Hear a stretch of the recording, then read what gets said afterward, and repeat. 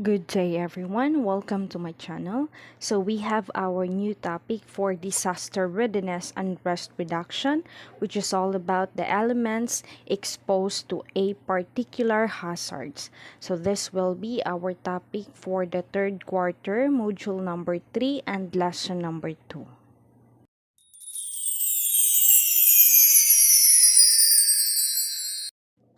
Hello students. The vulnerability to a natural hazard often asks the question on how large an effect does a hazard of a certain severity have on a particular element at rest. This module is written to help you understand the four main types of elements that can be exposed to hazards.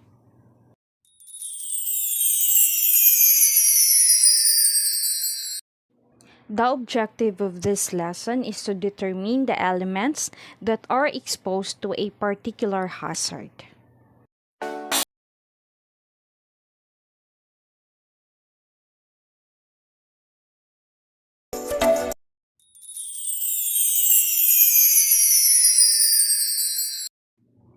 An integral factor in understanding the true extent of the risk is vulnerability to natural hazards.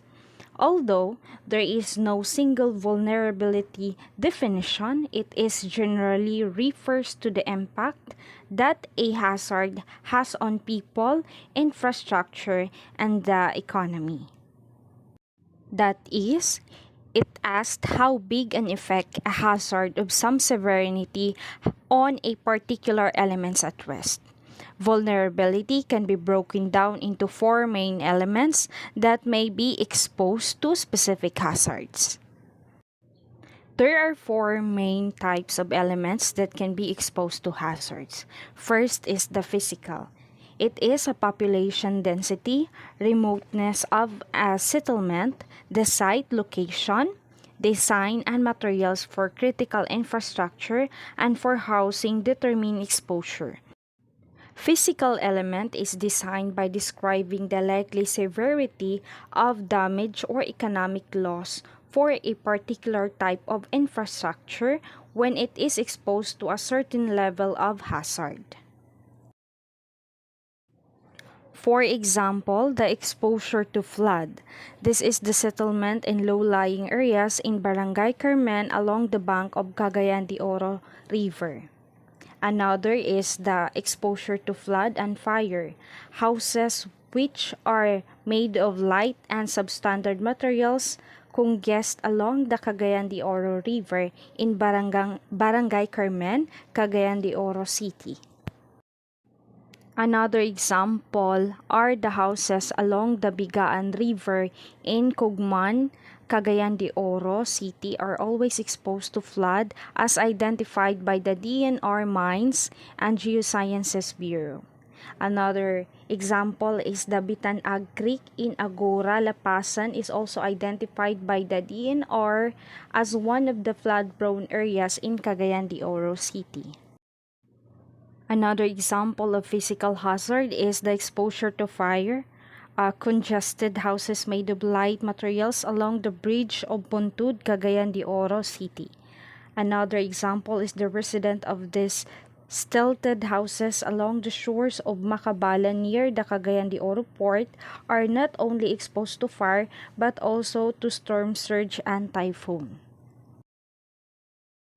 Another example of physical hazard is the exposure to landslide, a relocation site in the steep slope located in Macanhan, Cagayan de Oro City. Another example is the residents living in the houses built in a very steep slope along the Cugman National Highway in Cagayan de Oro City are always exposed to landslide. So now let us proceed to the another elements that can be exposed to hazards, which is the social. Social, this refers to the vulnerable and marginalized groups, which include individuals or groups of people that face higher exposure to disaster risk and poverty building, but not limited to women, especially pregnant women, youth, children, especially orphans and unaccompanied children, elderly, differently abled people, indigenous people, the disadvantaged families, and individuals living in high-risk areas and danger zones, and those living in the road right of ways and highly congested areas are vulnerable to industrial, environmental, health hazards, and road accidents. Included in the exposure are the marginalized people. Marginalized people, those are farmers and the fisher folks.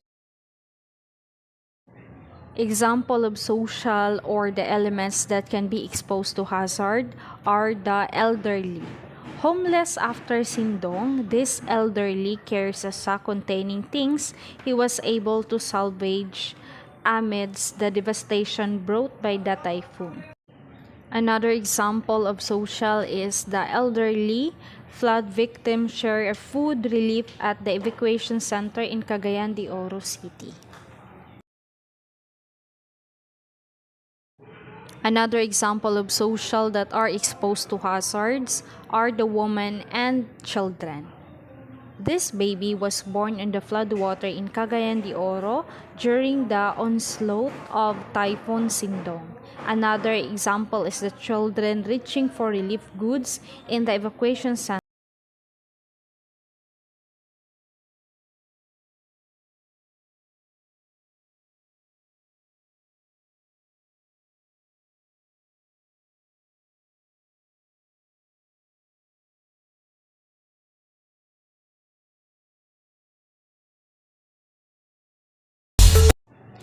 Another social that are exposed to hazards are the sick persons and the disadvantaged families.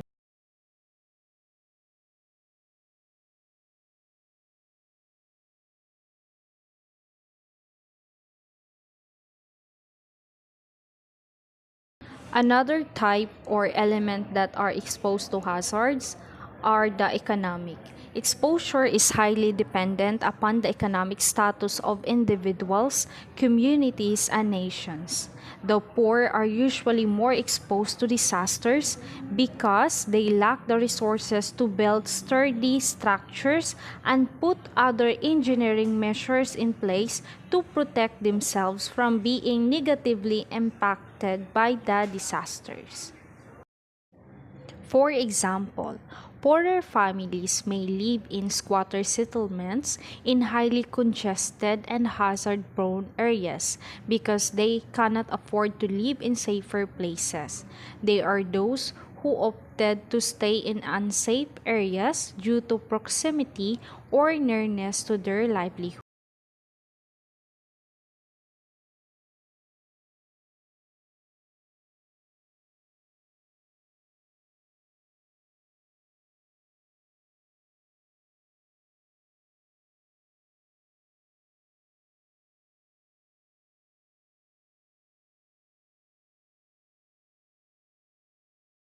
Next type or elements that are exposed to hazards is the environmental. Environmental activities that cause natural resource depletion and resources degradation are key. For example, illegal mining in Barangay Tumpagon, Cagayan de Oro City, and in the mountains of Upal, Misamis Oriental contributed to the discoloration of Ipunan River. Another example is the aerial view of Cagayan de Oro watershed along the Cagayan de Oro River show the depletion of forest.